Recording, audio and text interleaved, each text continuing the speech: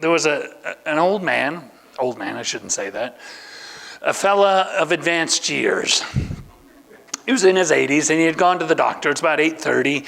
Doctor comes into the examining room, and the fella says he's got a splint on his thumb, and he needs to get some stitches removed. And he says to the doctor, "Listen, I'm in a hurry. I've got an appointment at 9 o'clock." Now, the doctor knows that he doesn't usually do stitches, the nurse or the PA or whoever's going to come and do the stitches.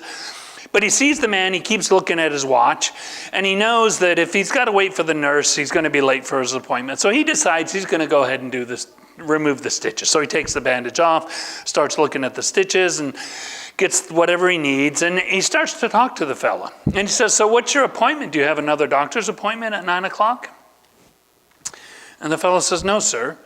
No, I need to get to the nursing home where I have breakfast with my wife every morning at 9 o'clock. So the doctor says, "Well, that's nice. How is your wife? How's her health?"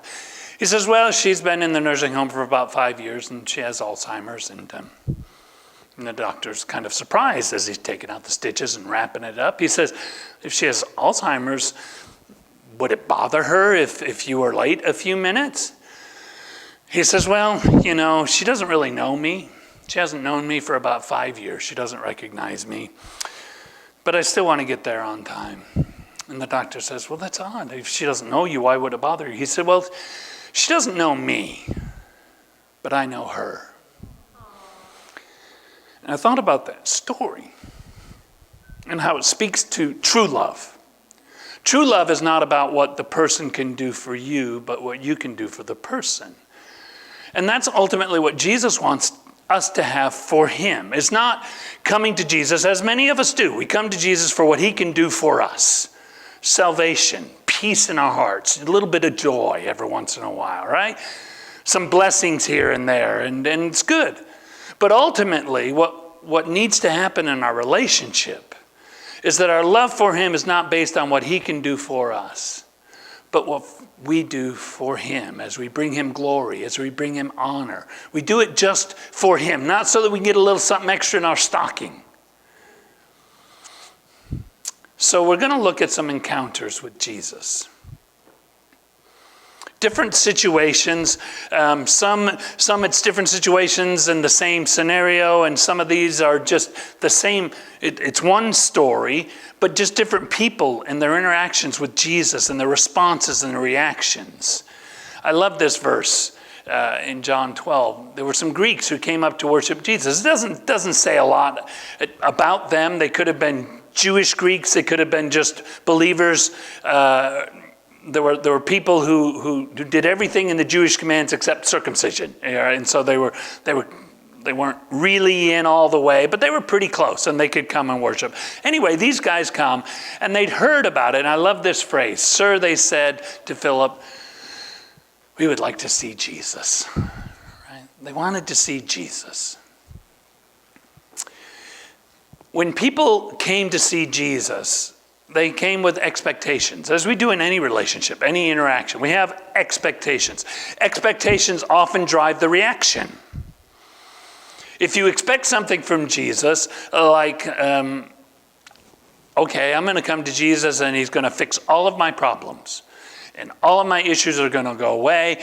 I'm going to have money in my pocket. All of my struggles are going to go. My husband's going to love me. My wife's going to love me. My kids are going to all come back. It's just going to be great. I'm coming to Jesus. And here we go. And you come to Jesus, and it actually gets harder. More struggles come. It's not at all what you expected. There's a lot of people who come to Jesus with those sorts of expectations and give up. There are some folks, January, the first week of January is great for churches and for gyms. A lot of people join gyms because, right? I didn't have to join the gym. I joined it last year. So I've been paying all year. This year, I think I'm going to try and go. But baby steps. But churches, a lot of you are coming this morning. You decided somewhere around Friday, Saturday, New Year, whatever. I'm thinking, okay, I'm going to go to church more. I'm going to be more regular. I'm going to read my Bible more. I'm going to pray more. All right, any of you had any of those thoughts in the last few days? How are we doing so far? So far, so good. That's right. All right. Let's encourage each other in that, right? Maybe you need to announce your resolution, you tell somebody, and have them hold you accountable. Okay, well, let's go on. Mark chapter 5 is an interesting story. It begins with Jesus talking about going to the other side. That's another lesson. Someday we might talk about our need to go to the other side. But the other side in this story is the other side of the Sea of Galilee, the Decapolis, the land of the Gentiles, pagans. There's temples over there. It's all kinds of bad stuff. But Jesus gets in a boat. They go to the other side, and they go to the land of the Gerasenes. Some of your translations might say the Gadarenes. It's just a region there in the Decapolis. When he gets out of the boat, a man comes running at him. He's been in the tombs. It talks about how violent this guy is, how strong he is. They bind him with chains. He tears the chains apart. Nobody can control this guy anymore. He screams, he yells, he runs around the tomb, he cuts himself. It's quite an interesting scene to see this. And he comes to Jesus, and he begs Jesus, don't torture me. He knows who Jesus is. Well, he doesn't really know. But the demons that are in him, they know. And the demons who are in him are so many, they have a name, right? There's a spokesman for them. And when Jesus says, who are you? He says, well, we're legion because we're many. This guy is filled with demons. And the demons are begging Jesus. See, they know. They know what we know intellectually, but they knew without a doubt that Jesus had the power of judgment. That Jesus had the power at that moment in time to cast them into their eternal destruction, into the final punishment that was awaiting for them. They knew that they were facing their final judgment. So they're begging Jesus, don't do that right now. Just send us into the pigs. Just don't send us into the abyss. Don't send us into that outer place. Let us have a little more time doing whatever it is we're going to do until finally judgment comes, all right? So Jesus says, all right. He casts the demons into the pigs. There's about 2,000 pigs. And what do these pigs do when they're possessed by demons? Right? They run off a cliff into the water. They all drown. Now, I don't know, any pig farmers in here? I don't know. How much does a pig cost? What's a pig worth? $200. $200 times 2,000. That's a pretty good chunk of change running over the cliff. About $40,000 running off into the cliff. So there's some people who are watching the pigs, and they run into the town and they tell this story to the folks there, probably the owner of the pigs. And they say, this demon possessed, the guy, all right? I don't know what his name was. Probably had a name. He probably grew up in the town. Probably went to the high school there. Maybe he was captain of the football team. I don't know. But they knew him. And they said, well, the demons are gone from him. And, oh, by the way, all the pigs are gone. So they come running back to Jesus. They see the story. They see the man sitting there in his right mind. This is an interesting story, how they react. You'd think they'd be happy. This was somebody's grandson. This was somebody's child. This was a nephew, a cousin, a brother, a sister, a brother. Well, maybe he was so demon-possessed he was a sister too. And now he's sitting there, quoting Shakespeare, right? He's in his right mind. But what they're concerned about is the pigs. They've lost a good deal of money.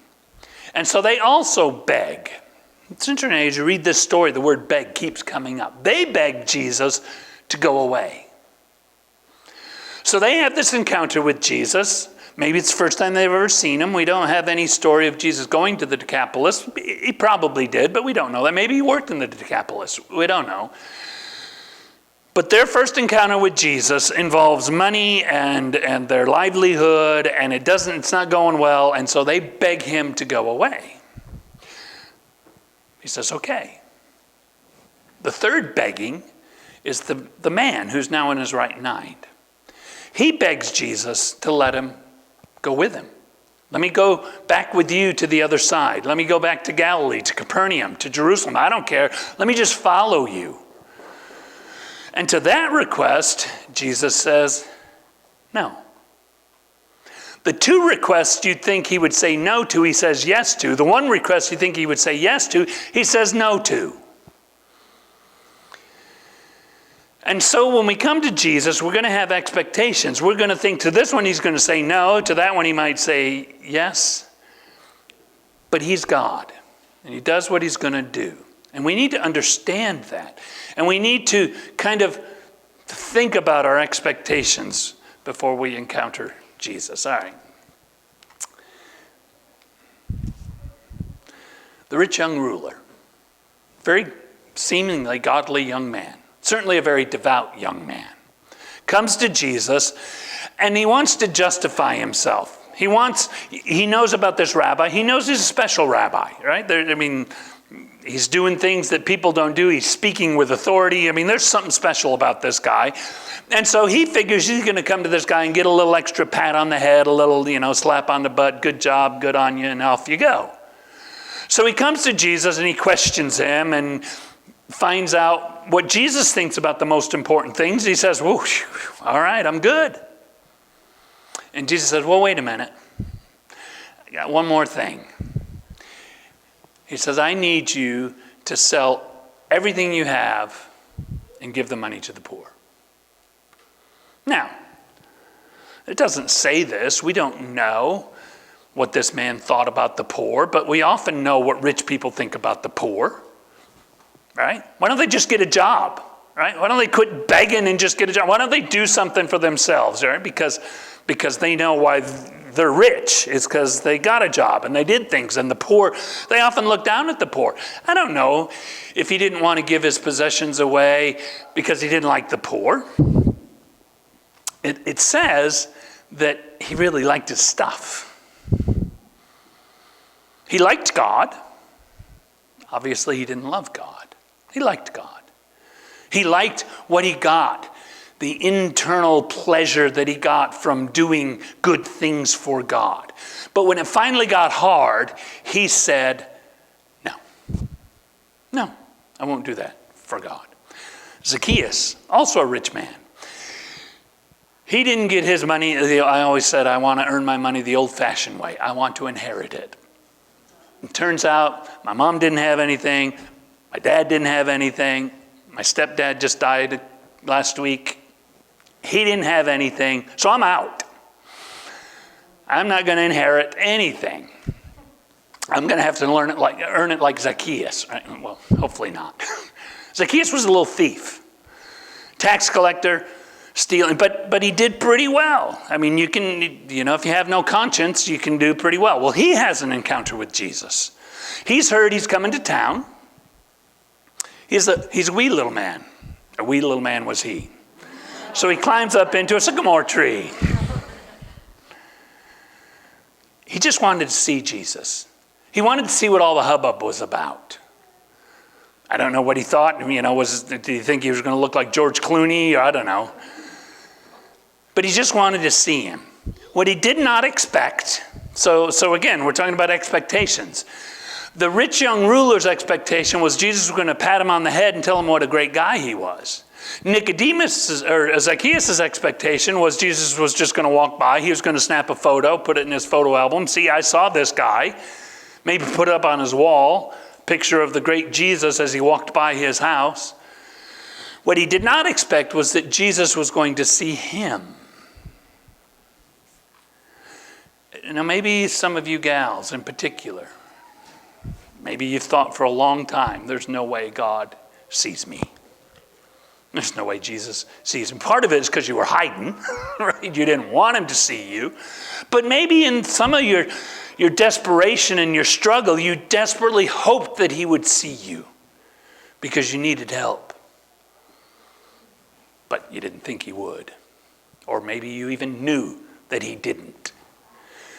Zacchaeus is up in a tree, confident that Jesus isn't going to see him, but at least he's going to catch a glimpse of him. But Jesus sees him. So you know the story, right? Jesus says, come on, I'm going to your house. We're going to have dinner. Zacchaeus is overwhelmed by this blessing of Jesus stepping into his world. So much so that he's willing to give away half of his money. He says, if I've cheated anybody, I'll give them 4 times back. So we've got 2 guys. Both have money problems, right? They both have an encounter with Jesus. One goes away very sad, because he wanted to love God and realized he didn't. What he loved was money. And in fact, Jesus said that in the Sermon on the Mount. He said that basically there's 2 gods in this world. There is Jehovah, and there's money. He said you're going to choose one or the other. You can't love both. Now, don't misunderstand what I'm saying here. Money is not the problem. There are rich people who are very generous, very godly, and there are poor people who are as greedy as anything. Right? Whether you have it or don't have it has nothing to do with your heart. But money is a big deal. It's one of those places in life where we have a direct encounter with God. Every time you reach into your wallet, it's an encounter with God. It's a chance to say, do I love God or do I love money?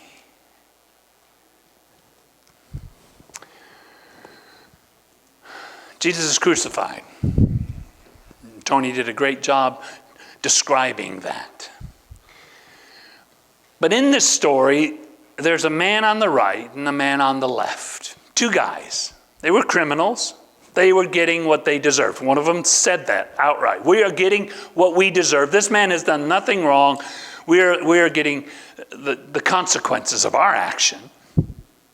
But in this story, as Jesus is on this cross for 6 hours, a very short encounter with Jesus, it's interesting. One of them comes to believe and is blessed. One of them sees Jesus, understands who he is. The other guy is looking at the same thing. He's seeing Jesus forgive the people at the foot of the cross. He's seeing Jesus love his mother as he takes care of him and says, John, take care of my mom when I'm gone. He's seeing them hurl insults at him and him not responding. He's seeing all of that. And his response? Nothing. Now, maybe in his mind, he can't believe that God could really be on a cross. Maybe he just, as the phrase is, he couldn't wrap his head around it, right? He just could not wrap his head around the fact that the God of the universe could be dying on a cross. Stupid, I'm not going to believe. The other guy, he saw Jesus. Maybe he'd heard about him. Maybe they both had heard about him. But he thought, this guy is special. There's something about him. And in my last few moments of life, I'm going to believe. Women run to the empty tomb early on Sunday morning. They come back to the disciples. And they tell the apostles who are in the upper room that the tomb is empty. So, it says the story in John 20 says Peter and John go running to the tomb. They're going as fast as they can go. It's interesting in the story that it says that John got there first. I always thought that, John wrote it. I guess he wanted to remind everybody that he was a track star. And in case you have forgotten, I got a letter in track and... No. He only had so many words, and he had to tell everybody that he got there first.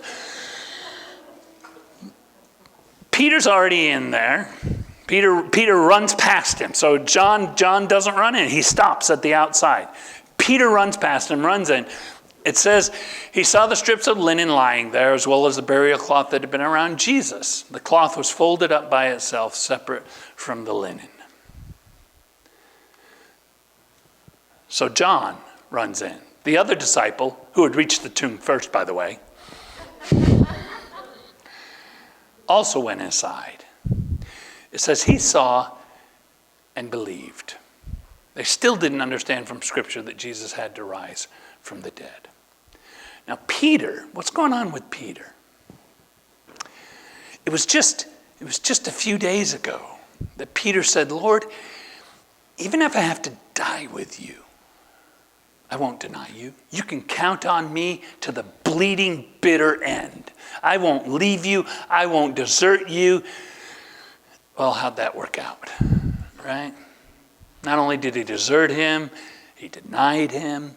And now he's staring at linen cloths without a body. But he can't believe. They both saw the same thing. They're both looking at an empty tomb. They're both looking at folded up burial garments. One of them believes and one doesn't. And that's how it is with life, right? That's how it's going to be in your life. There are going to be people. You're going to tell the same story. You're going to tell your story. You're going to tell your story of redemption. You're going to tell your story of forgiveness. You're going to tell your story of rescue. And there's going to be two people in the room, and one of them's going to say, oh, thank God, praise Jesus, can I have some of that? And one of them's going to laugh at you. It's just going to be the way it is. The Pharisees, for 3 years, as we read through, in particular, Matthew's gospel, but all the Gospels have the Pharisees prominent characters. They were leaders. They were the spiritual leaders. Sadducees were the political leaders. So in the land of Israel, the Sadducees they kind of kept the temple and they did the temple stuff, but the Pharisees were the ones who taught Sunday school, Sabbath school, whatever. They were the leaders. They were the spiritual leaders. They were the ones with the special robes and the special hats, and they always had their phylacteries, and they looked like they had always just come out of church. And so we always see the Pharisees in the backdrop. Wherever Jesus is, there always seems to be some Pharisees. They're like spies. They're just following around. Because part of it is that's their job. Their job is to protect their flock. Their flock is whatever town they're in, whether it's Capernaum or Nazareth or Jerusalem, right? They've got their little synagogue, their little flock, and they don't want false teachers coming in, and so they're watching Jesus. But he didn't reach many of them. I mean, they saw all the miracles. In fact, in a conversation, they said, we got a real problem here. We can't deny, especially with Lazarus. What are we going to do? Everybody knows about Lazarus. We can't say he's not alive. We can't say he wasn't dead because most of us were at his funeral. What are we going to do? They were in a real dilemma. Jesus he wasn't able to touch their heart. He gave them heartburn, right? Every time they saw him, they're taking another Pepsid, right? That's what Jesus, he gave them heartburn. He didn't touch their heart, he gave them heartburn. Except Nicodemus. Nicodemus was also a Pharisee, but for some reason, God was able to reach the heart of Nicodemus. So it wasn't the position of being a Pharisee, it was the softness of heart. Well, one of my favorite stories is a story of the two guys walking down the road to Emmaus. It's after the crucifixion.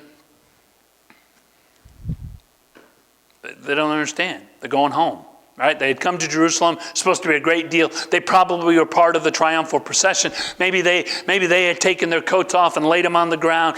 They were shouting with the palm branches, Hosanna, Hosanna, and now, they're walking home brokenhearted, disappointed. They had such incredible expectations for that weekend. It's going to be the best weekend of their life. Jesus was coming in on a donkey. The Romans are going to be pushed out. We're going to set up the kingdom. Jesus is going to sit on his throne. He's going to be there on David's throne forever. It's just going to be great, great. The wine's going to flow. The lambs are going to be tasty. It's just going to be like it was in the days of David. And then they watched him die. And now they're kind of shuffling home. I just kind of, you know how you are when I golf My buddy can always tell whether I've hit a good shot or not. He doesn't have to see where the ball lands. He just watches my shoulders. Right? He can see that. Right? If I come back to the cart and I'm just kind of walking, he knows I've hit a good shot. But if I go, and I'll walk a little slower. I might drag my club behind me as I'm coming, Tony understands, right? He just kind of goes, I hate this game. Usually that's what we will say. Either, oh, what a great game. That means we hit a good shot. Or I hate this game. I don't know. We pay for it. Anyway, I picture these guys, shoulders slumped, just kind of shuffling, maybe dragging their club behind. Because their expectations have been crushed. Everything they thought was going to happen didn't happen. In fact, the opposite happened. And Jesus is listening in to their conversation. I thought about that. Even now, Jesus listens into your conversations. In fact, he talks about it, right?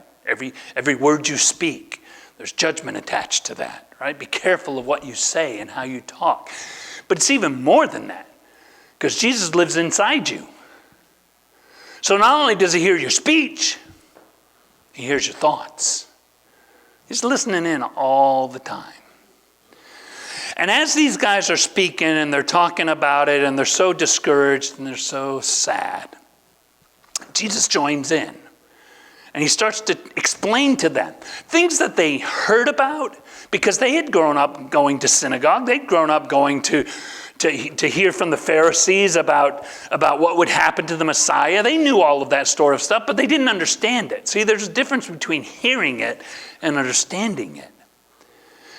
And so he explains it to them. They still don't get it until they get to his house and he breaks the bread and they realize it's Jesus. And I love this. Boom, he disappears. I don't know, I don't know if there was a puff of smoke. I don't know if it was like Star Trek where I'm not exactly sure how he disappeared, but he just goes. He's gone. And after he leaves, they say this phrase. I love this. Weren't our hearts burning while he was speaking to us? So they have an encounter with Jesus. They're hearing his words, and their hearts are burning. So we got the Pharisees, who when they hear Jesus, they get heartburn. Their hearts are burning as well, right? It's a whole different thing. What I hope for today, for this week, for this year, is as you encounter Jesus, he won't give you heartburn. He won't disappoint you. Because, well, he will never disappoint you. Unless your expectations are wrong, right? But it's not him disappointing you. It's just him not meeting your expectation. But see, he's not your cosmic chum. He's not a vending machine in the sky. I'll say 3 prayers. I'll go to 10 celebrate recoveries. I'll go to John 3:17. I'll put a little extra in the plate. I'll do it. And then I expect. And we got our list. We got a Christmas list. Right? I expect a little extra in my stocking. And when it doesn't happen the way we expect, we get heartburn. Now, when do we encounter Jesus? Is it just when we come to church? Is it just when we take communion? Just when some incredibly gifted speaker stands before you? Is it Monday afternoon? All right. When do we encounter Jesus? Well, when Jesus was talking about judgment in one of his stories, he says there's going to come a time and we're going to separate the sheep from the goats. I'm going to put one on the right and one on the left. The criteria is when you saw me naked, when you saw me hungry, when you saw me poor, when you saw me broken, when you saw me discouraged. To the ones who wind up on the right, they did something good. To the ones who wind up on the left, well, they didn't do what they were when they encountered Jesus. And they both say the same thing. Lord, when did we see you? And what's he say? whatsoever you've done to what he said was, I was in every person you met. Every situation you have, at Walmart, at the restaurant, on your job, I was there. That was me. And if you did or you didn't do, you did or you didn't do to me. And you will be judged on that. But I don't want you thinking about judgment. What I want you to think about is those people you're encountering each day is an encounter with Jesus himself. And what's it do to you? Right?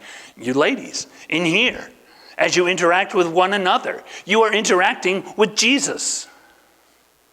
And what you do or don't do for each other in here, you are doing or not doing for Jesus. For some of you who have decided, I'm going to read Scripture more. I'm going to get into the book more. That's an encounter with Jesus.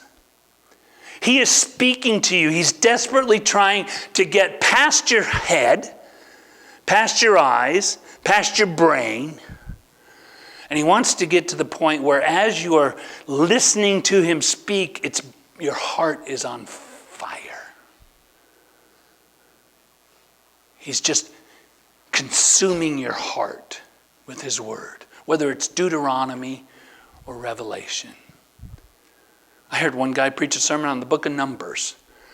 Now, those of you who want to read through the Bible this year, I would recommend starting in the New Testament, get a good habit going, right?